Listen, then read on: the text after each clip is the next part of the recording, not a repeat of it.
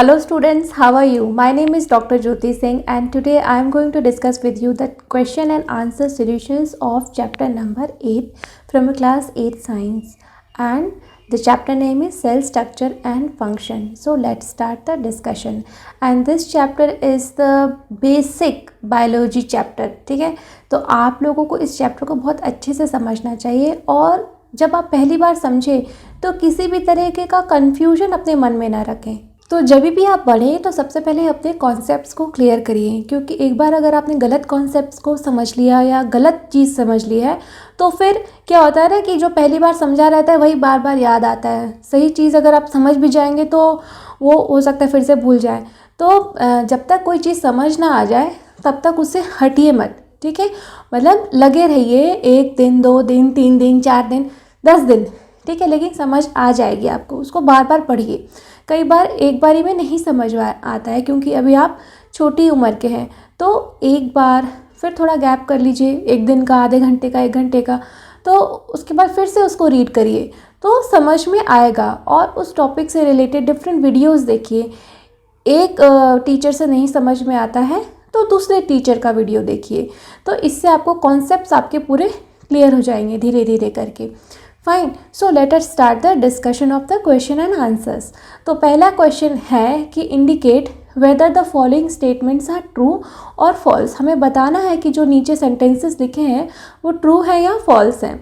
So unicellular organism have one celled body. Uni मतलब ये होता है सिंगल, तो सिंगल सेल्ड ऑर्गेनिजम्स जो होते हैं हैव वन सेल्ड बॉडी, एक ही सेल होती है उनके अंदर। जैसे बैक्टीरिया है वो यूनिसेलुलर है, एक ही सेल होती है उसके अंदर, तो उसी सेल के अंदर ही वो पूरा ऑर्गेनिज्म होता है। जैसे हमारी बॉडी है, इसमें बहुत सारी सेल्स हैं, हम मल्टी सेलुलर हैं, ठीक है। तो हमारी बॉडी मल्टी सेल से मिलके बनी है, ठीक है। लेकिन उन ऑर्गेनिज्म जिनको यूनिसेलुलर कह रहे हैं वो एक सेल ही पूरा ऑर्गेनिज्म होता है ना। तो जैसे कि अमीबा, ठीक है। तो ये स्टेटमेंट क्या है, ट्रू है, तो हम इसके आगे ट्रू लिखेंगे। जो बी है वो है मसल सेल्स आर ब्रांच। जो मसल सेल्स होती हैं वो क्या ब्रांच्ड होती हैं? नहीं, वो फाइब्रस होती हैं लेकिन वो ब्रांच नहीं होती हैं, ठीक है। और तो ये स्टेटमेंट है फॉल्स। और सी है जिसमें हम देखते हैं the basic unit of the basic living unit of an organism is an organ. तो जो बेसिक यूनिट है, the basic living unit of an organism is an organ, ये फॉल्स है, क्योंकि basic unit of a living organism is cell. Cell से मिल करके हम जो है पूरे बने हैं। तो बेसिक मतलब जो पहली इकाई, जो जिससे कि बनना शुरू हुआ है, ठीक है, तो वो क्या है, सेल है। जैसे अगर हम कहें कि एक घर है, उसकी बेसिक यूनिट क्या है? एक घर की बेसिक यूनिट उसकी ईंटें होती हैं। कोई कह दे कि बेसिक यूनिट जो है दीवार है, दीवार नहीं है, ईंटें हैं, ठीक है। ईंटों को जोड़ के दीवार बनी है, फिर दीवारों से मिल के घर बने। तो वैसे बेसिक यूनिट्स ऑर्गन ना होके सेल है, ठीक है। तो ये स्टेटमेंट क्या है, फॉल्स है। डी देखते हैं, अमीबा हैज़ इरेगुलर शेप। जो अमीबा होता है उसका इरेगुलर शेप होता है।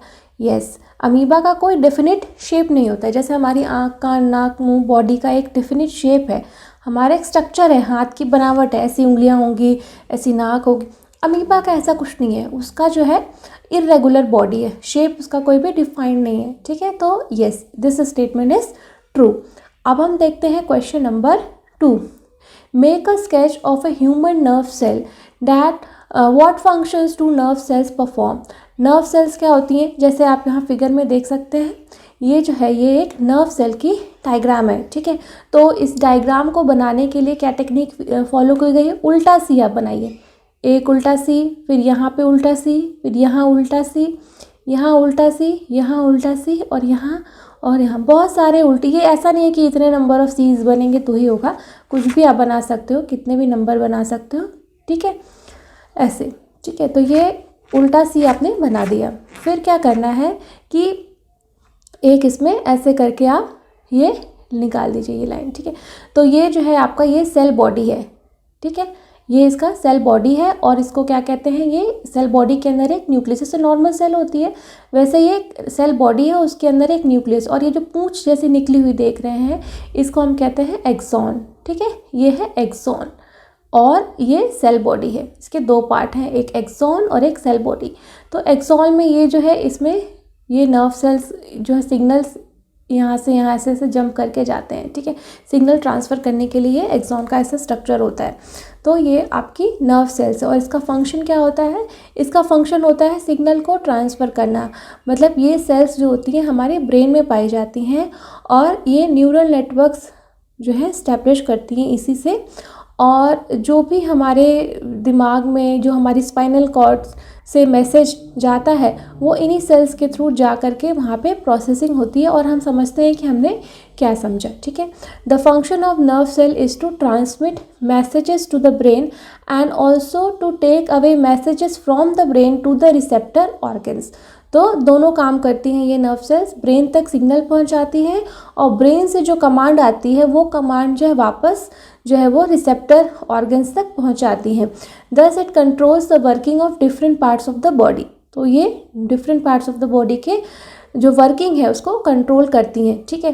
तो ये नर्व सेल की एक डायग्राम है। यहाँ पे भी जो ये डेंड्राइट्स होते हैं, ठीक है, ये जो निकले हुए हैं ये इनको हम क्या कहते हैं, ये डेंड्राइट्स हैं, ठीक है। तो इसकी लेबलिंग जो है, एक लेबल डायग्राम आप देख सकते हैं यहाँ पे फिगर में।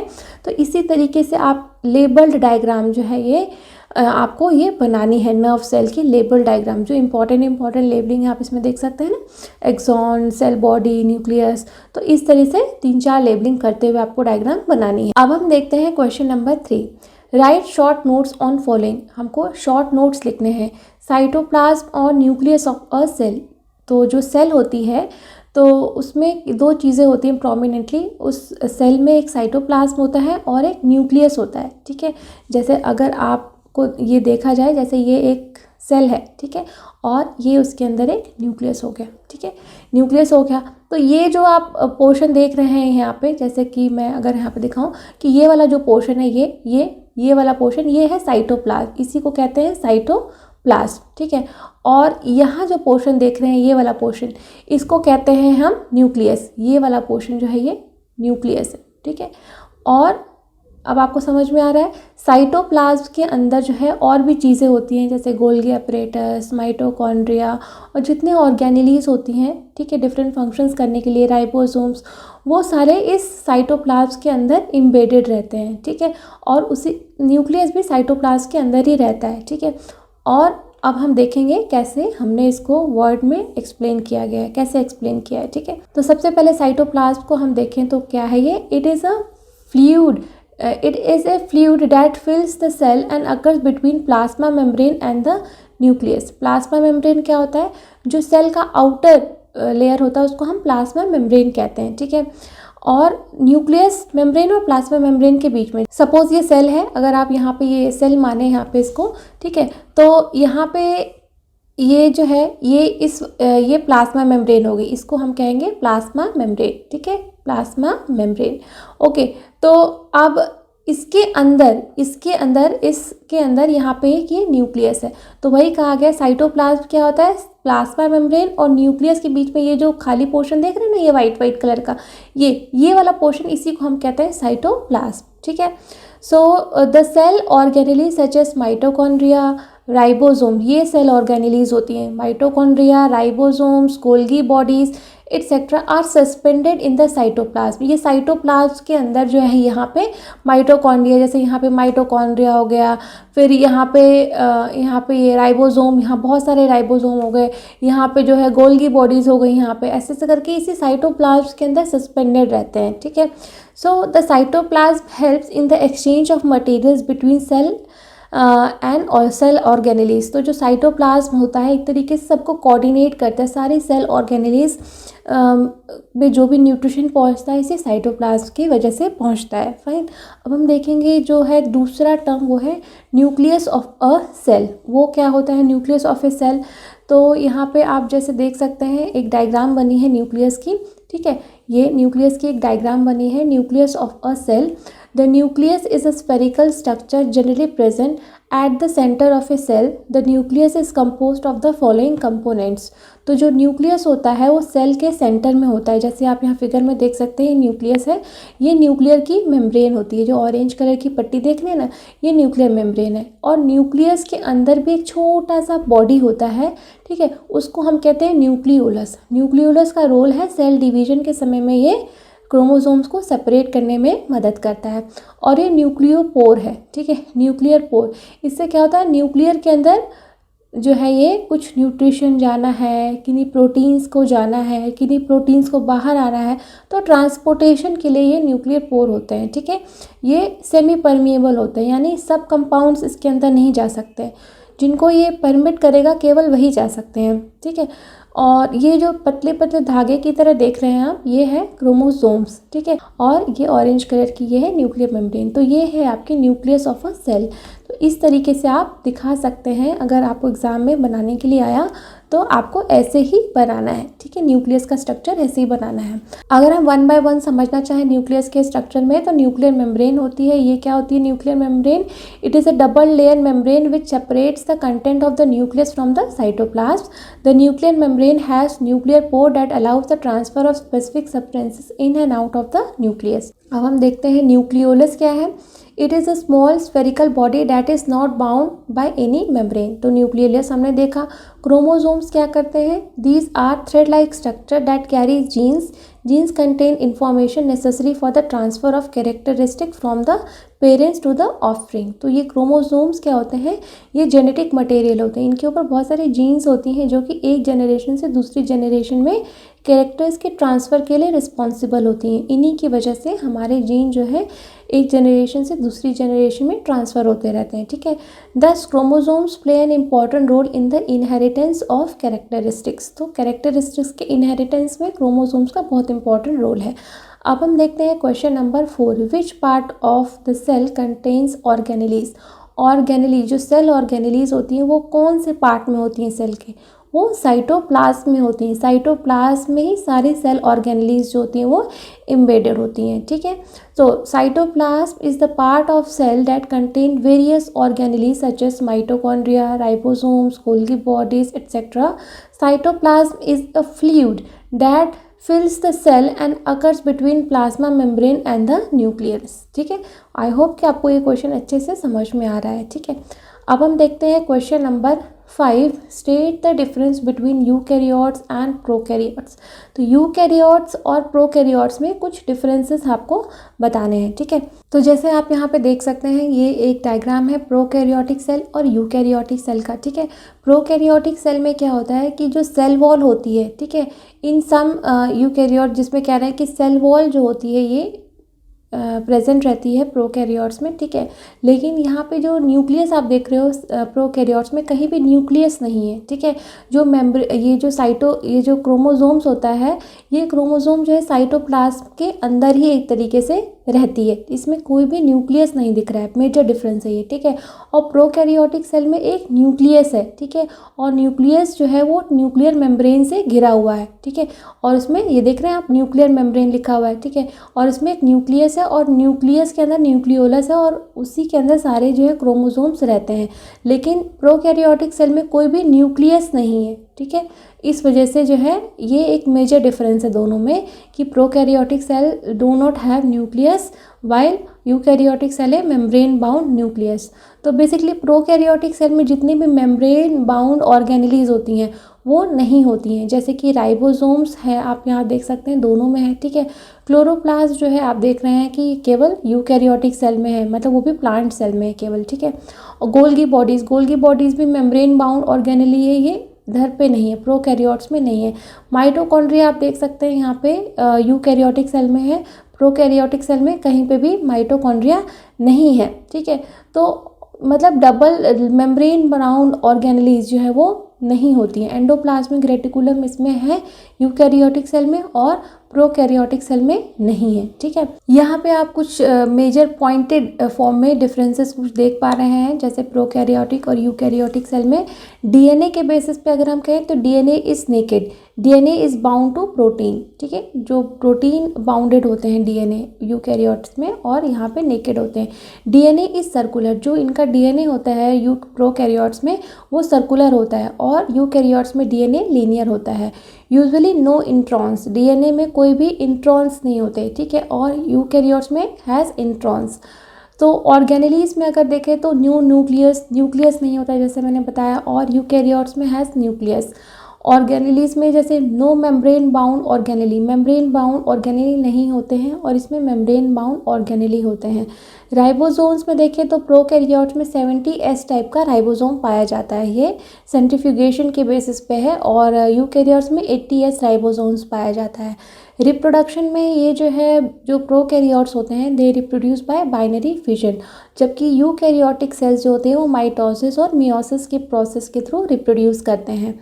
ठीक है, और हम देखें कि इनका सिंगल क्रोमोसोम होता है। ठीक है, ये हैप्लॉइड होते हैं, मतलब जैसे जो भी क्रोमोसोम होता है वो पूरे एक ही सिंगल धागे की तरह होता है, एक ही क्रोमोसोम में सारे जीन्स होते हैं। ठीक है, लेकिन यूकैरियोट्स में क्या था, क्रोमोसोम्स होते हैं, अलग अलग क्रोमोसोम्स होते हैं। ठीक है, एक क्रोमोसोम जैसे ह्यूमन में कितने 23 पेयर ऑफ क्रोमोसोम्स हैं, टोटल 46 क्रोमोसोम्स हैं, पर इनका क्या है, एक ही क्रोमोसोम है, उसी में सब जीन है। ठीक है, हमारा जो ये साइज़ है, अगर हम साइज़ देखा जाए तो ये प्रोकैरियोटिक सेल बहुत स्मॉल होती है, अबाउट 1 to 5 माइक्रोन होती है। ठीक है, और यूकैरियोटिक सेल साइज़ में उससे लार्जर होती है, प्रोकैरियोटिक सेल से अप्रॉक्सीमेटली 10 to 100 माइक्रोमीटर होती है। ठीक है, ये तो थे कुछ मेजर डिफरेंसेस यूकैरियोटिक और प्रोकैरियोटिक सेल्स में। अब हम देखते हैं क्वेश्चन नंबर 6 का आंसर क्या है कि the nucleus contain thread like structures called chromosomes. Chromosomes play an important role in the inheritance of characters. They carry genes that help in the transfer of characters from the parent to the offspring. यानी chromosomes जो होते हैं वही responsible होते हैं एक generation से दूसरे जनरेशन में कैरेक्टर्स को पहुंचाने के लिए। तो जो हमारी जो जर्म सेल्स होती हैं, जैसे कि एग है, स्पर्म है, इसमें माइटोसिस और मियोसिस दोनों की प्रोसेस होती है। जो हमारी बॉडी की सेल्स है उसमें केवल माइटोसिस जो सेल डिवीजन होता है, उसको हम दो तरीके के सेल डिवीजन होते हैं, एक माइटोसिस और एक मियोसिस। तो जो हमारी नॉर्मल बॉडी की सेल है, आँख, नाक, कान, मुंह की, यहाँ पे क्या कौन सा सेल डिवीजन होता है, यहाँ पे माइटोसिस सेल डिवीजन होता है। लेकिन जो हमारी जर्म सेल है, जैसे कि जो स्पर्म बनता है, एग बनता है, वहाँ पे क्या है, मियोसिस की प्रोसेस होती है, मियोसिस वाला सेल डिवीजन होता है। मियोसिस वाले सेल डिवीजन में क्या होता है कि जो हमारे क्रोमोसोम्स के नंबर है 46 क्रोमोसोम्स है, मियोसिस सेल डिवीजन इस तरीके से डिवाइड करता है सेल को कि सेल का नंबर आधा हो जाए, यानी एक सेल में 23 क्रोमोसोम्स जाए, ताकि जो एग है उसमें 23 क्रोमोसोम्स हैं, जो स्पर्म है उसमें भी 23 क्रोमोसोम्स हैं। तो जब एग और स्पर्म का आपस में फ्यूजन हो और जब वो दोनों मिले तो क्रोमोसोम का नंबर फिर से 46 रीस्टोर हो जाए। नहीं तो अगर वो वहाँ पे भी माइटोसिस वाली ही प्रोसेस होती तो ऐसे करते करते हमारे 46 क्रोमोसोम्स, एग के भी स्पर्म के भी, तो वो तो बहुत ज़्यादा हो जाते हैं ना, धीरे धीरे करके हमारे अंदर क्रोमोसोम्स का संख्या बहुत बढ़ जाता। इस वजह से जो जर्म सेल्स होती हैं उनका जो सेल डिवीजन होता है वो अलग तरीके का होता है, उसको हम कहते हैं मियोसिस। तो बहुत सारे बच्चे इसी में कंफ्यूज हो जाते हैं। ठीक है, तो आपको समझना चाहिए कि सेल डिवीजन भी दो तरीके का होता है, एक नॉर्मल सेल डिवीजन जिसको कि हम माइटोसिस कहते हैं, और एक जो जर्म सेल्स में जो हमारी रिप्रोडक्टिव सेल्स हैं वहाँ जो सेल डिवीजन होता है वहाँ पे मियोसिस वाला सेल डिवीजन होता है। ठीक है, अब हम देखते हैं question number 7। Cells are the basic structural unit of living organisms. Explain. हमको एक्सप्लेन करना है कि सेल्स जो होती हैं वो basic structural unit of living organisms हैं। कैसे हम इस बात को डिफाइन कैसे करेंगे? ठीक है, इसका आंसर है कि cells constitute various components of plants and animals. ठीक है, A cell is the smallest unit of life and is capable of all living functions. Cells are building blocks of life. Cell से ही मिलके हमारी सारे शरीर बना हुआ है। ठीक है, this is the reason why cells are refer to as the basic structural and functional unit of life.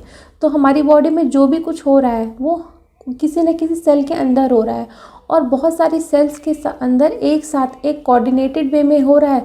इस वजह से हमारी ये बॉडी बड़ी सी दिख रही है हमको। ठीक है, तो जो basic structural and functional unit of life है वो तो एक सेल ही है। ठीक है, so all cells vary in their shape, sizes and activities they perform. हर एक सेल अपने शेप, साइज़ और एक्टिविटी में डिफरेंट है, लेकिन क्या है वो एक कोऑर्डिनेटेड वे में काम करती है, इसी वजह से हमारा शरीर जिंदा है। अब जैसे कि अगर हमारी आँख की सेल कहे हमारे हाथ की सेल से कि देखो जो है ना आँख वाली सेल जो है अंदर वो वाइट वाला पोर्शन उसमें भी सेल है, ये जो हमारी आइरिस है वहाँ पे भी सेल है, तो आँख के इधर वाली सेल वाइट है, अंदर वाली सेल जो है वो ब्लैक है, हाथ की स्किन जो है वो ब्राउन है। अब ये सब जो है हैं तो डिफरेंट डिफरेंट कलर के, डिफरेंट डिफरेंट तरीके के, डिफरेंट डिफरेंट शेप है, इनका फंक्शन भी अलग अलग है ना। तो अगर ये आपस में लड़ाई कर लें कि क्योंकि तुम मुझसे अलग हो और तुम जो है बेकार हो, ठीक है, तो क्या हो, हम जिंदा रह पाएंगे? सब आपस में लड़ मरेंगे, है ना। हमारी ब्लड के अंदर ही कितनी सारी तरह की सेल्स हैं, रेड ब्लड सेल हैं, वाइट ब्लड सेल हैं, वाइट ब्लड सेल में भी बहुत तरह की सेल्स होती हैं उसके अंदर। हमारे ब्लड के अंदर जो है प्लेटलेट्स हैं, बहुत तरह की सेल्स हैं, ठीक है। और हमारी बॉडी में जैसे किडनी की सेल अलग दिखती है, लीवर की सेल अलग दिख रही है ना। हमारे अभी हमने जो है नर्व सेल के डिस्क्रिप्शन दिए, जो ब्रेन की सेल है वो अलग है। तो कहने का मतलब है कि जो हमारी बॉडी है, कहने के लिए तो हम सिंगल बॉडी हैं, लेकिन हमारी बॉडी में भी कितनी तरह के डिफरेंट डिफरेंट सेल्स हैं जो कि अलग अलग फंक्शंस परफॉर्म करती हैं, और इसी बेसिस पे हम जिंदा भी हैं, है ना। तो अगर अपनी सोसाइटी का एग्जांपल लें, हम दूसरों से इसलिए भेदभाव करते हैं कि वो जो है हमारी कास्ट का नहीं है, ठीक है, वो जो है ना वो बहुत उसका कलर कॉम्प्लेक्शन बहुत डार्क है, या जो है वो बहुत छोटी हाइट का है, या उसकी नाक चपटी है, या जो है ना उसकी आंखें बहुत छोटी छोटी हैं, या वो जो है ना वो साउथ का है, ठीक है, या वो जो है कश्मीर का है। इस तरीके से हम डिफरेंट करते हैं, डिफ्रेंशिएट करते होंगे आप लोग, ठीक है। तो ये क्या सही है? अगर आप अपनी बॉडी को ही देखिए, आपकी सारी बॉडी की सेल्स एक जैसी नहीं है, लेकिन आपको ज़िंदा रहना है तो कितने कोऑर्डिनेटेड वे में सारी की सारी सेल्स का एक ही मकसद है कि आपको ज़िंदा रखना है ना। एक मकसद लेके चलते हैं और हमारा पूरा शरीर अच्छे से काम करता है। लेकिन आपस में ये लड़ मरे तो हम क्या ज़िंदा रह पाएंगे? नहीं। वैसे ही अगर आप सब अपने डिफरेंसेस को देख करके एक दूसरे से के साथ कोऑर्डिनेट नहीं करें, एक दूसरे का साथ ना दें, एक दूसरे के अगेंस्ट में काम करें, तो आप भी ग्रो नहीं करेंगे एज अ सोसाइटी। सो हमें अपनी बॉडी से ही बहुत कुछ सीखना चाहिए। अपनी बॉडी की जो सेल्स हैं उन्हीं से बहुत कुछ सीख के हम बहुत कुछ कर सकते हैं, कि हमारी बॉडी के सेल जो कि हम कह रहे हैं कि basic structural and functional unit of life है, तो हम क्यों ना ही इसे ही अपना जो है आदर्श बनाएं, अपना जो है एक मेंटोर, अपनी सेल को ही अपना मेंटोर माने, ठीक है। कि हमने अपनी सेल से ही सीखा कि बिल्कुल पंक्चुअलिटी से काम करना है और बिल्कुल आपस में कोऑर्डिनेट करना है, तभी हम सब ग्रो कर पाएंगे। आई होप कि आप मेरी बात अच्छे से समझ रहे हैं, ठीक है। So let's move to the question number 8। Explain why chloroplast are found only in plant cells. तो हमें एक्सप्लेन करना है कि क्लोरोप्लास्ट जो होता है वो केवल प्लांट सेल्स में ही क्यों पाया जाता है, ठीक है। सो इसका आंसर है chloroplast are found only in plant cells, ठीक है। They contain green pigment called the chlorophyll. जो प्लांट्स होते हैं उसमें ग्रीन कलर का पिगमेंट होता है जिसको कि हम क्लोरोफिल कहते हैं। ये क्लोरोफिल पिगमेंट क्लोरोप्लास्ट में पाया जाता है, ठीक है, जिसकी की वजह से क्लोरोप्लास्ट या जिसकी की वजह से हम कहते हैं प्लांट्स ग्रीन कलर के दिखते हैं हमको, क्योंकि उसमें क्लोरोफिल नाम का पिगमेंट पाया जाता है। This pigment is important for photosynthesis in green plants. और इसी पिगमेंट की वजह से ही फोटोसिंथेसिस की प्रोसेस हो पाती है। हम कहते हैं ना प्लांट्स जो है फोटोसिंथेसिस ऑटोट्रॉप्स हैं, वो खुद से अपना खाना बनाते हैं, फोटोसिंथेसिस की प्रोसेस करते हैं। फोटोसिंथेसिस की प्रोसेस कैसे कर पाते हैं? क्योंकि उनके पास एक पिगमेंट है क्लोरोप्लास्ट, जो कि फोटोसिंथेसिस की प्रोसेस करने के लिए बहुत ही ज़रूरी है। अगर क्लोरोप्लास्ट नहीं होगा, क्लोरोफिल नहीं होगा, तो फोटोसिंथेसिस की प्रोसेस नहीं होगी, ठीक है। So this chlorophyll pigment traps solar energy and utilize it to manufacture food for the plants. तो यही क्लोरोफिल मॉलिक्यूल जो है वो सूरज की एनर्जी को ट्रैप करने में मदद करता है प्लांट्स की, और जिसकी की मदद से वो फोटोसिंथेसिस की प्रोसेस को कर पाते हैं। जैसे आप फिगर में देख सकते हैं ना, सूरज की रोशनी है और ये पत्ता है, पत्ते में क्लोरोफिल है। क्लोरोफिल जो है वो सूरज की रोशनी को ट्रैप करके कार्बन डाइऑक्साइड को फिक्स करता है और ग्लूकोज बनाता है, और बदले में ऑक्सीजन को रिलीज़ करता है, ठीक है। और नीचे धरती से वो मिनरल्स और वाटर लेता है ताकि इस प्रोसेस को वो लगातार कर सके, ठीक है। अब हम देखते हैं question number 9। Complete the crossword with the help of clues given below. तो कुछ क्लूज दिए गए हैं और उसकी मदद से आपको ये क्रॉसवर्ड कंप्लीट करना है। This is necessary for photosynthesis. Photosynthesis के लिए क्या नेसेसरी है? तो यहाँ पे क्रॉसवर्ड में आ रहा है सी लिखा है, तो क्लोरोफिल आएगा, ठीक है। फिर दूसरा है term for component present in the cytoplasm, third, ठीक है। तो यहाँ पे ये ओ देखेंगे तो term for component present in the cytoplasm is organelle, ओ से ऑर्गेनेली, ठीक है। अब हम देखेंगे 6 the living substance in the cell. 6 वाला पोर्शन कहाँ है? 6 पोर्शन ये रहा, पी से है, ये है प्रोटोप्लाज्म। प्रोटोप्लाज्म कहते हैं, जो साइटोप्लाज्म के अंदर कंटेंट रहता है उसको हम प्रोटोप्लाज्म कहते हैं, ठीक है। और the unit of inheritance present in chromosome, उसको क्या कहते हैं हम? जीन। देखो यहाँ पे जीन आएगा, ठीक है। अब हम ऊपर से नीचे देखेंगे तो ये 1 में क्या आएगा? Green plastid. जो ग्रीन कलर के प्लास्टिड्स होते हैं उसको क्या कहते हैं हम? क्लोरोप्लास्ट कहते हैं, ठीक है।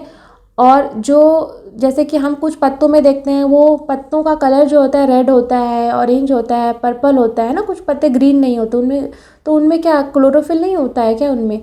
तो क्लोरोफिल जो है, जो जब ग्रीन कलर का पिगमेंट होता है, क्लोरोफिल जिसकी वजह से कह रहे हैं, तो उस समय उसको क्लोरोप्लास्ट कहेंगे। अगर क्लोरोफिल प्रेजेंट होगा तो क्लोरोप्लास्ट कहेंगे, ठीक है। अगर दूसरे कलर का क्लोरोफिल प्रेजेंट होगा तो उसको हम ल्यूकोप्लास्ट कहेंगे, ठीक है। ल्यूकोप्लास्ट होता है वो, जैसे पर्पल आप कह रहे हैं, ऑरेंज कह रहे हैं, इस तरह के पत्ते भी देखने को मिलते होंगे आपको। So form by collection of tissue. Tissue के कलेक्शन से क्या बनता है? ऊपर से नीचे ऑर्गन, बहुत सारे टिश्यूज़ को मिला के ऑर्गन बनता है। It separates the contents of the cell from surrounding medium.